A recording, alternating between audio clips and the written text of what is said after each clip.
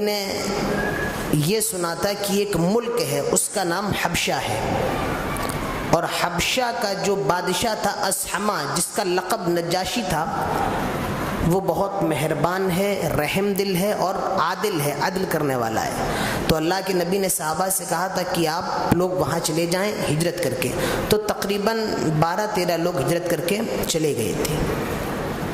پھر ایک لمبی کہانی ہے، اس کی ضرورت نہیں ہے۔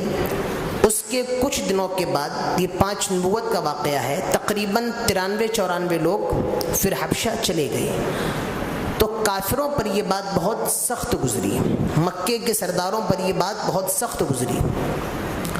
انہوں نے حضرت عمرو ابن عاص، جو ابھی مسلمان نہیں ہوئے تھے، اور عبداللہ بن ربیعہ، یہ بھی ابھی مسلمان نہیں ہوئے تھے، ان کو اپنا قاصد بنا کر نجاشی کے پاس، اسحمہ جو حبشہ کا بادشاہ تھا، اس کے پاس بھیجا۔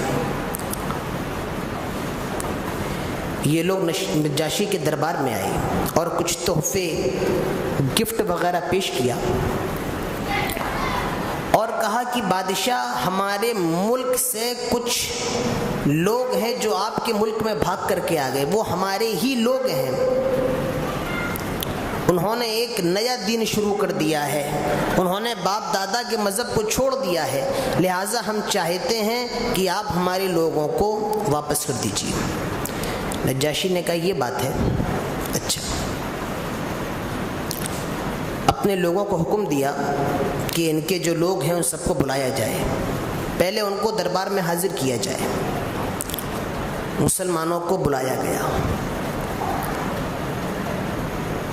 نجاشی پہلے ابھی دیا، نجاشی سوال کیا کرتا ہے، تم لوگ کس دین کے ماننے والے بن گئے ہو؟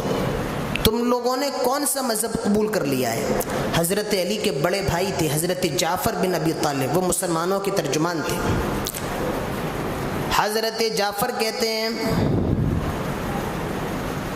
اے بادشاہ، ہم وہ قوم ہیں جو مرے ہوئے جانور کھایا کرتے تھے، اے بادشاہ ہم مردار کھایا کرتے تھے، ہم اپنی ماؤں سے شادی کر لیتے تھے، ہم بہت زیادہ زنا کیا کرتے تھے، اے بادشاہ ہم بات بات پر لڑنے لگتے تھے، جھگڑنے لگتے تھے، ہمارے درمیان خون کی ندیاں بہنے لگتی تھیں، ہم جاہل تھے، ہمیں کچھ جاتا نہیں تھا، ہم زنا کیا کرتے تھے، مردار کھایا کرتے تھے، مگر اللہ نے ہم ہی میں سے ایک نبی کو بھیجا، ایک بندے کو بھیجا، اس نے ہمیں قرآن کی تعلیم دی ہے، اس نے ہمیں حکمت کی تعلیم دی ہے، اس نے ہمیں سیدھے راستے پر لا کے کھڑا کر دیا۔ نجاشی کہتا ہے، اس نے تمہیں جو تعلیم دی ہے ذرا مجھے بھی سناؤ، میں بھی سننا چاہتا ہوں۔ حضرت جعفر نے سورہ مریم کی تلاوت شروع کر دی، کاف ہا یا عین صاد ذکر رحمت ربک عبدہ زکریا۔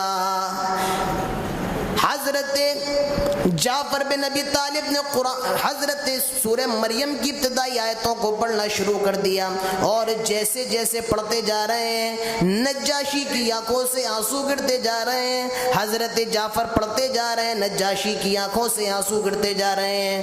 اور صرف نجاشی ہی نہیں، اس کے دربار میں جتنے قسیسین تھے، جتنے رہبان تھے، جتنے عالم تھے، ان سارے کے سارے لوگوں کی آنکھوں سے آنسو گر رہے ہیں۔ حدیث کے اندر آتا ہے، وہ نجاشی اتنا رویا کہ اس کے آنسوؤں کے سبب اس کی پوری داڑھی بھیگ گئی، اس کی پوری داڑھی تر ہو گئی۔ اور جب حضرت جعفر قرآن پڑھ کے خاموش ہو گئے، سورہ مریم کی کچھ آیتیں پڑھ کے خاموش ہو گئے، تو وہ نجاشی بادشاہ کہتا ہے کہ عیسیٰ علیہ السلام جو تعلیم لے کر کے آئے تھے اور جو انہوں نے بتایا ہے، میں سمجھتا ہوں یہ دونوں نور ایک ہی طاق سے نکلے ہیں، مجھے لگتا ہے یہ دونوں روشنیاں ایک ہی طاق سے نکلی ہیں۔ آئے مسلمانوں، تم میرے ملک میں رہو، تم میرے ملک میں رہو، میں تمہیں نہیں روکوں گا، تمہارا ملک میرا ملک تمہارے لیے ہے، تم کو بود و باش اختیار کرنا ہے کرو، میں تم کو نہیں روکوں گا۔ اسی کو قرآن کہتا ہے، وَإِذَا سَمِعُوا مَا أُنزِلَ إِلَى الرَّسُولِ، جو ہم نے رسول کی طرف بھیجا ہے، جب ان لوگوں نے سنا، تَرَىٰ أَعْيُنَهُمْ، ان کی آنکھ آنکھیں اشک سے بھر پڑیں، وہ لوگ رونے لگے، تفیض من الدمع، ان کی داڑھیاں بھیگ گئیں۔ تو اللہ تعالیٰ یہی بیان فرما رہا ہے کہ جب انہوں نے قرآن کو سنا، سورہ مریم کو سنا، تو وہ رونے لگے۔